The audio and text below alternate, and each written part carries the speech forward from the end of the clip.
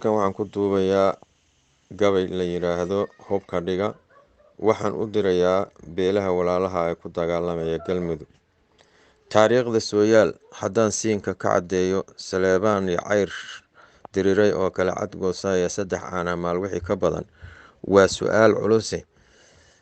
3 caanamaal wixii ka badan waa su'aal culus. Ciifahooda waxaa lagu yaqaan sida canaab ceele maxaa soo cusboonaaday oo dhaqankii ceebeeyay.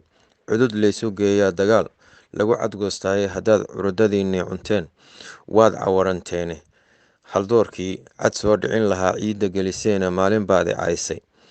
Ciidda iyo ceelka anigaa leh intaad ku cartamaysaan baara kale ka cabbi doonaaye walaalkii iscuna waxa bedela duul calool furan.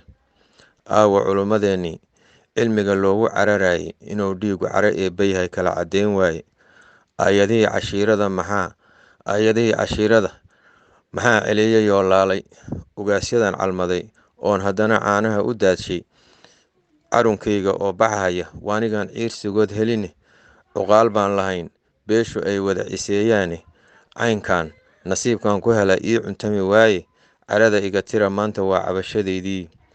Horor laysu loogiyo midnimo kala hoggaan roone.